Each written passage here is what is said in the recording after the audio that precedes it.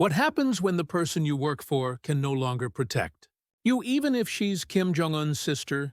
This is an exclusive testimony from inside Kim Yo-jong's financial management team, where loyalty meant nothing when the succession plan shifted to Kim Ju-ae. At 2 a.m., a coded message arrived. Unofficial foreign currency management line under full review. For those who handled the money, this wasn't an audit, it was a death list. 5 colleagues disappeared in 1 month. No trials, no explanations, just empty desks. If these stories matter to you, please subscribe and hit the notification bell. Your support helps us bring these untold stories to light. Together we can be a voice for those who cannot speak. It was 2 a.m. when the coded message came through. Unofficial foreign currency management line full re-audit. Internal security code from Pyongyang's Bawibu. My hands went cold. In North Korea, a re-audit meant one thing. Someone was getting cut. I handled the currency management for Comrade Kim Yo-jong. I tracked where money moved, recorded transfers, confirmed transactions. On paper, it was routine party administration. In reality, I knew exactly how much foreign currency Kim Yo-jong could access down to the dollar. Everything changed when Kim Ju-ae started being positioned as successor. Kim Yo-jong's schedule stayed the same, but currency transfer orders dropped off sharply. What used to come 3 or 4 times a month hadn't come once in 2 months. A few days later, my colleague Park Mi-suk quietly asked me a question. "Myung-hee, have you been told to reorganize your currency records?" I shook my head. She lowered her voice. "They asked me to. 3 years' worth. All of it." Reorganization meant audit. Audit meant finding someone responsible. In North Korea, managing foreign currency was always a vulnerable position. If the numbers didn't match even slightly, you'd be accused of embezzlement or corruption. Park Mi-suk stayed late every night after that, reorganizing her records. I wasn't worried. My records were accurate. Every transfer had been confirmed. 10 days later, Park Mi-suk disappeared. She didn't show up for work, didn't answer her phone. I called her home, just a disconnected tone. The next day, the department head gathered everyone. "Comrade Park Mi-suk has been transferred due to personal reasons." No one asked questions. I kept quiet. When someone vanished suddenly, transferred only meant one thing. That night, I went through my records again, checked for gaps, for errors. 3 times. Everything was accurate. But I knew that didn't matter. In North Korea, anyone handling money could become a problem anytime. Even without mistakes, even with loyalty. If you knew too much about the money, you were dangerous. A few days later, a document appeared on my desk. Instructions to reorganize foreign currency records. Deadline 1 week. I stared at that document. Park Mi-suk must have received the same one. A week later, she was gone. That's when I understood clearly. The people who handled the money disappeared first. Sun Ji-suk was 5 years older than me. She did currency management too, but a different sector. She handled Chinese account transfers. I handled internal cash deliveries. Sun was precise. Never a single error in her records. Never missed a delivery window. Kim Yo-jong once praised her by name. "Comrade Sun Ji-suk is someone I can trust." Sun smiled all day after hearing that. I congratulated her. In North Korea, praise from Kim Yo-jong meant safety. But as Kim Ju-ae's succession took shape, Sun's face darkened. Chinese account transfers dropped sharply. Internal audits increased. One day she asked me quietly, "Myung-hee, did you get reorganization orders too?" I nodded. She sighed. "Me too. 5 years' worth." 5 years was too much. Mine was 3 years, and 5 would take a month just to process. She asked, but I didn't answer. We both already knew. A few days later, Sun received a summons from the Boibu. "DT-M." She left without taking her bag. "You weren't supposed to bring anything when summoned. I'll be right back." That's what she said. I just nodded. Sun never came back. Around 4 p.m., the department head told us to clear her desk. I opened the drawer. 1 family photo, 2 pens, a compact mirror. That was all. The next day, her home phone was disconnected. I tried 3 times, not even a dial tone. A week later, Sun's family disappeared from Pyongyang. Neighbors didn't speak her name. At the office, mentioning Sun became taboo. If someone accidentally said her name, people quickly changed the subject. Every time I looked at Sun's empty desk, I thought about it. She probably didn't finish reorganizing 5 years of records. You couldn't complete a month's work in a few days. But would it have mattered? Even if she'd finished perfectly, the result would have been the same. The reorganization order wasn't about verification. It was about making a list. No explanation, no investigation, just an order. That evening, a new schedule came out for Kim Yo-jong's staff. I looked for my name out of habit. Under foreign currency staff, my name was gone. That's when I realized Kim Yo-jong couldn't protect this line anymore. After that, a rumor spread internally. Once Kim Ju-ae's name started circulating, people around Kim Yo-jong disappeared one by one. On the third day of reorganization work, I found a problem. 2 years ago, $50,000 was supposed to be delivered to Dandong, China. But $20,000 of that transfer couldn't be verified. My records showed delivered, but there was no receiving signature. I went to Choi Yun-kyung, the person in charge at the time. She'd transferred to another department last year. Yun-kyung, do you remember the Dandong delivery from 2 years ago? She looked at the documents and shook her head. Wasn't the signature supposed to come from the field? She was right. But that signature wasn't in my records. I didn't know if I'd received it, if she'd received it, or if we'd never gotten it at all. I spent 2 days searching through related documents. Delivery orders, transfer confirmations, receiving receipts. But there was no final confirmation for that $20,000. Was it a mistake? Intentional? I didn't know. It was 2 years ago, and we'd been handling high volume. Then it could have been an oversight. But in North Korea, that distinction didn't matter. When money didn't match, someone had to be held responsible. Structurally, that someone was always the staff member. I debated whether to report it to the department head. If I reported it, an investigation would start. Someone would have to take the blame. If I didn't report it, it might become a bigger problem later. A few days later, the decision was made for me. An internal audit notice went out to the entire department. All foreign currency managers subject to reclassification. The moment I saw the word reclassification, I knew. This wasn't an audit. It was making a list. Now I understood why Sun Ji-suk disappeared, why Park Mi-suk was transferred. It wasn't about the slush fund. It was about the people who knew about the slush fund. As Kim Ju-ae's succession accelerated, Kim Yo-jong's network was being cleared out, and those who handled money went first, because we knew how much foreign currency Kim Yo-jong could move. That night, I didn't go home. I stayed at the office and went through my records from the beginning. I tried to find the missing documents. It was useless. The $20,000 was still unaccounted for. No way to explain it. No documents to prove anything. Around 4 a.m., it hit me. Whether I found those documents or not, the result would be the same. All currency managers subject to reclassification. That sentence was an execution list. I was certain now. Kim Yo-jong's schedule continued. Even after my name disappeared from the staff list, I still handled currency management. But I no longer saw Kim Yo-jong directly. Reports went through intermediaries. Orders came down in writing only. About a week later, Kim Yo-jong visited the department. It was sudden. I saw her from the end of the hallway, just her back. She stayed in the department head's office for about 30 minutes. The door was closed. No way to hear what was discussed. I sat at my desk, pretending to organize documents. When Kim Yo-jong left, I bowed my head. She walked past me. Her footsteps didn't stop. She didn't look back. The department head came out and gathered everyone. Foreign currency management operations are being scaled down. That was all. No further explanation.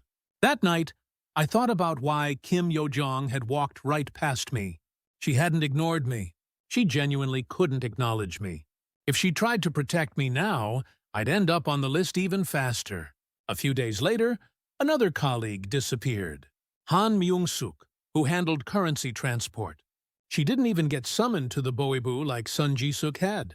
One day, she simply didn't show up. That was it. The department now had only 3 currency management staff left, including me. A month ago, there had been 8. 5 were gone. I checked Kim Yo-jong's schedule again. The foreign currency staff position was still empty. No one had been assigned to replace us. I knew what that meant. Kim Yo-jong wasn't building this line anymore. She couldn't. As Kim Ju-ae's succession work intensified, Kim Yo-jong's influence was quietly shrinking. She couldn't resist that tide. One evening, a note appeared on my desk. From Kim Yo-jong's secretariat. Organize your records well. Just one line. No signature. I understood. This was the last warning Kim Yo-jong could give me. Organize your records meant leave no evidence, which meant save yourself. Kim Yo-jong couldn't protect me anymore. Trying to would endanger her, too. I tore up the note that night and threw it away. And I thought, no one can save me now. Baoibu inspectors began permanently stationed in our department. 2 of them. They placed a desk in the middle of the room and sat there. They didn't speak, but they watched all of us. Who came to work when? Who talked to whom? Where we went at lunch. They recorded everything. They even started monitoring my personal movements. Where I went after work. Who I met on weekends. They didn't ask directly, neighbors did. The people's unit leader in my apartment building did. Young-hee, you've been getting home late lately. Going somewhere? I shook my head. Just working late at the office. The unit leader nodded, but her eyes said she didn't believe me. This was the stage before arrest. I was certain. Movement monitoring was a procedure to assess flight risk. I checked the things I'd been quietly preparing for 3 years. 5,000 Chinese yuan, $2,000 US dollars. Money I'd skimmed bit by bit from slush fund deliveries. You could call it embezzlement, but I thought of it as insurance. Someday I'd need this money. Someday it would keep me alive. I'd also secured coded notes from fund deliveries. Contact numbers for the Chinese border region, passable border points, broker connection methods, information I'd naturally learned while handling currency transfers. I prepared to burn the notes and memorize them, but I hadn't burned them yet. I needed to check and recheck until the last moment. A few days later, one of the inspectors stood in front of my desk. Comrade Ri Myung-hee, do you know about the Dandong delivery? From 2 years ago? I nodded. Some documents are missing. Can you explain? I gave my prepared answer. There was a separate person in charge then. You can ask Comrade Choi Yun-kyung. The inspector made a note. Comrade Choi Yun-kyung has already been investigated. She doesn't remember. I said nothing. The inspector looked at me for a moment, then turned away. That night I decided I couldn't wait anymore. If they arrested me, it was over. If they interrogated me, it was over. Like Sun Ji-suk. Like Han Myung-suk. One day, I'd simply disappear. I took out the notes again. Phone numbers, border points, connection methods, I checked them one last time. Then I burned the notes with a lighter. I flushed the ashes down the toilet. I sewed the foreign currency inside my underwear. To survive, I had to leave. If I stayed in North Korea, all I could do was wait for my turn. I told myself leave or die. A week later, the opportunity came. The department head announced a business trip to the Chinese border region, inspecting a foreign currency storage facility in Sinwiju. I wasn't on the list, but I volunteered. The department head looked at me for a moment, then nodded. He probably found it strange. No one volunteered for trips these days. But he didn't ask. The trip was 3 days. 1 day for facility inspection, 1 for travel, 1 buffer day. I'd move under the cover of being a female staff escort. On the train leaving Pyongyang, I checked my bag again. Documents, ID, travel authorization, and the foreign currency sewn into my underwear. The first day in Sinwiju, I performed the inspection work precisely. Checked storage ledgers, counted cash, signed documents. No one suspected I had other plans. The second evening, I went to find a border contact. I'd met several times during past fund deliveries. I left my bag at the lodging. Carrying a bag would raise suspicion. A middle-aged man opened the door. He saw me and his expression hardened. I bowed in greeting. He hesitated, then let me in. Inside, he made a phone call. Brief conversation.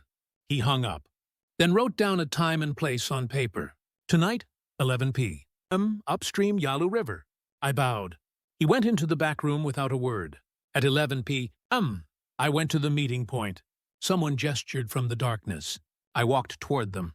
The Yalu River. I could hear the water. The river was lower than I expected, but fast. I followed the man ahead of me along the riverbank. After about 10 minutes, we reached a spot where no guard posts were visible. The man stopped. He pointed across the river. He couldn't go with me any further. I took off my shoes, kept my clothes on. The moment I stepped into the water, I couldn't breathe. It was freezing. I started walking. The water rose to my waist. The bottom was slippery. I almost fell once, but caught myself. The opposite bank appeared. China. I didn't stop walking, didn't look back. If I got caught, immediate execution. No chance to explain. When I finished crossing, I collapsed on the ground, gasping for air. Water dripped from my clothes. I stood up and started walking. This was China, but I wasn't safe yet. The border area was still dangerous. After walking about an hour, I saw lights. A village. I headed toward it. I thought I'm alive. For now, the first month in China was spent in hiding. I stayed in a Korean-Chinese village near the border, a small room behind a restaurant run by a relative of the man, who'd helped me cross. No windows, but it was safe. During the day, I stayed inside. Couldn't go out. Chinese police could raid any time, and some Korean Chinese reported defectors. Only at night did I come out to the restaurant kitchen to wash dishes. Payment for food and shelter. The restaurant owner didn't talk much. Never asked about my identity. Never called me by name. About 2 weeks in, the owner handed me a newspaper. Korean-Chinese paper. A short article in the North Korea section. Pyongyang party officials punished for Slush fund incident. The article wasn't specific. No names. But I knew it was about me. Slush fund incident official. That's how I was recorded. Not embezzler. Not traitor. Not defector. Just incident official. A few days later, the owner shared more news. Sun Ji-suk's family had completely disappeared. Another family was living in her Pyongyang apartment. I heard that and felt nothing. Not surprised. I'd expected it. From the day Sun disappeared, her family's fate was sealed.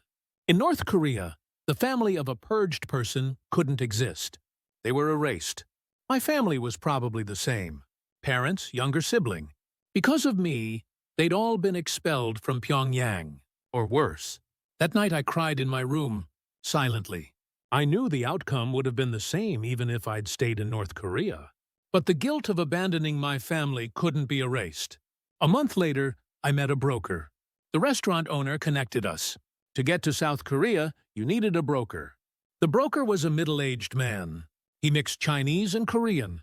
He named his price. $10,000. I didn't have enough. The broker offered a deal. I could pay after arriving in South Korea. I nodded. I had no choice. He made me write a promissory note. Repay $10,000 within 6 months of arriving in South Korea. I signed. The broker explained the route. China to Laos, Laos to Thailand. About a month total. I packed again. I didn't have much.